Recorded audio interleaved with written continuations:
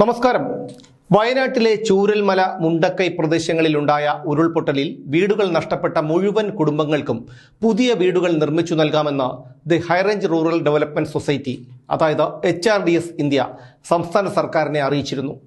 വീടുകൾ മാത്രമല്ല, വൈദ്യുതി, കുടിവെള്ളം, കളിസ്ഥലം, ഓഡിറ്റോറിയം, സ്കൂൾ, ആരാധനാലയങ്ങൾ തുടങ്ങിയ അടിസ്ഥാന സൗകര്യങ്ങളും ദുരന്തബാധിത മേഖലയിൽ നിർമ്മിച്ചു നൽകാമെന്നാണ് HRDSന്റെ ഉറപ്പ്. ഇതിനുള്ള പദ്ധതി രൂപരേഖയും സമ്മതപത്രവും HRDS ഇന്ത്യ മുഖ്യമന്ത്രിയുടെ ഓഫീസിൽ സമർപ്പിച്ചിരുന്നു.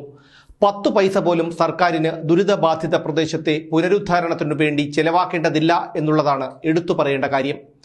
ഗുണഭോക്താക്കളുടെ പട്ടിക നൽകുന്നതിനോടൊപ്പം ഓരോരുത്തർക്കും 10 സെന്റ് സ്ഥലവും പൊതു ആവശ്യങ്ങൾക്കുള്ള നിർമ്മാണ പ്രവർത്തനങ്ങൾക്ക് 20 ഏക്കർ സ്ഥലവും കണ്ടെത്തി നൽകണമെന്ന് മാത്രമാണ് HRDSന്റെ ആവശ്യം. ഇതേക്കുറിച്ച് HRDS ഇന്ത്യയുടെ സ്ഥാപക സെക്രട്ടറി അജി കൃഷ്ണന്റെ നേതൃത്വത്തിൽ ദില്ലിയിൽ പത്രസമ്മേളനവും നടത്തി.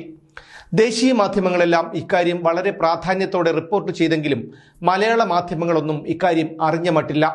പക്ഷേ കേരളത്തിലെ പൊതുസമൂഹം HRDS ഇന്ത്യ മുന്നോട്ട് വെച്ചിരിക്കുന്ന പദ്ധതിയെയും അതിനെക്കുറിച്ചുള്ള വിശദാംശങ്ങളും അറിഞ്ഞിരിക്കണം.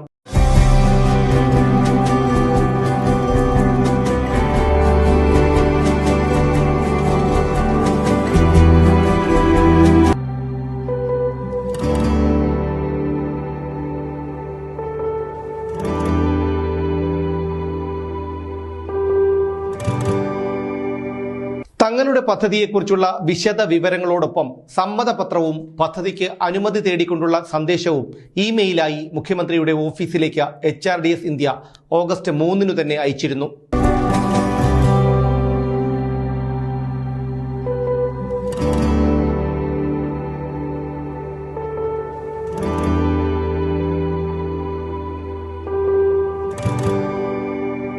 ഇനി ഏതൊക്കെ സൗകര്യങ്ങളോടെയാണ് HRDS വയനാട്ടിൽ ഈ പദ്ധതി വിഭാവനം ചെയ്യുന്നത് എന്ന് നോക്കാം. 2 കിടപ്പുമുറികളും ഹാളും അടുക്കളയും ശുചിമുറിയും വരാന്തയും അടക്കമുള്ള സൗകര്യങ്ങളോടെയാണ് ഈ വീടുകളുടെ പ്ലാൻ തയ്യാറാക്കിയിരിക്കുന്നത്. തീർന്നില്ല, എല്ലാ വീടുകളിലും ഒരു അതിഥി മുറി കൂടിയുണ്ട്.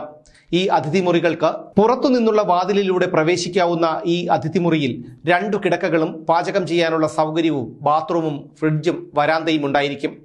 വയനാടിന്റെ വിനോദസഞ്ചാര സാധ്യതകൾ പ്രയോജനപ്പെടുത്തിക്കൊണ്ട് വിനോദസഞ്ചാരികൾക്ക് താമസം ഒരുക്കുന്നതിനായാണ് ഈ അതിഥി മുറികൾ. ഇതിലൂടെ വീട്ടുടമകൾക്ക് വരുമാനം കണ്ടെത്താം. അതായത് ഹോം ടൂറിസം എന്ന അനന്ത സാധ്യതയാണ് ഇതിലൂടെ HRDS വിഭാവനം ചെയ്യുന്നത്. മാത്രമല്ല, ഈ വീടുകളിലേക്ക് വിനോദസഞ്ചാരികളെ എത്തിക്കാനുള്ള ക്രമീകരണവും HRDS ചെയ്തു നൽകും. സർക്കാരിന് 1 രൂപയുടെ സാമ്പത്തിക ബാധ്യതയുമില്ലാതെ ദുരിതബാധിത പ്രദേശത്തെ പുനർനിർമ്മിക്കാനുള്ള ഒരവസരമാണിത്. CSR ഫണ്ടുകളും FCRA ഫണ്ടുകളും സ്വീകരിക്കാൻ അനുമതിയുള്ള ഒരു NGOയാണ് HRDS ഇന്ത്യ. സർക്കാരിന്റെ അനുമതി ലഭിക്കുന്നതിനോടൊപ്പം ഭൂമി ഏറ്റെടുത്ത് നൽകുക കൂടി ചെയ്താൽ 180 ദിവസത്തിനുള്ളിൽ ഫുൾ ഫർണിഷ്ഡ് വീടുകൾ വയനാട്ടിൽ ഒരുങ്ങും. സാധാരണ വീടുകൾ നിർമ്മിക്കുന്ന അതേ നിർമ്മാണ സാമഗ്രികൾ കൊണ്ടുതന്നെയാണ് HRDS വയനാട്ടിൽ വീടുകൾ നിർമ്മിക്കുന്നതും.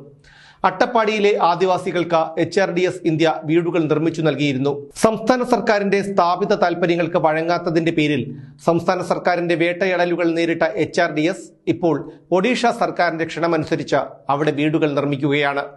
നിർമ്മാണം പൂർത്തിയായി വരുന്ന 1000 വീടുകളുടെ താക്കോൽദാനം ഉടനെ തന്നെ നടക്കും.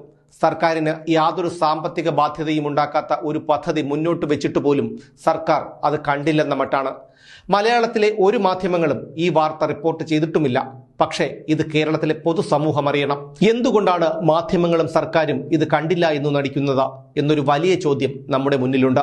ആ ചോദ്യത്തിന്റെ ഉത്തരവും നമുക്കെല്ലാവർക്കും അറിയാം. HRDS ഇന്ത്യ മുന്നോട്ട് വെച്ചിരിക്കുന്ന ഈ പദ്ധതിയോടൊപ്പം സംസ്ഥാന സർക്കാരും ചേർന്നു നിൽക്കുമെന്ന് നമുക്ക് പ്രത്യാശിക്കാം.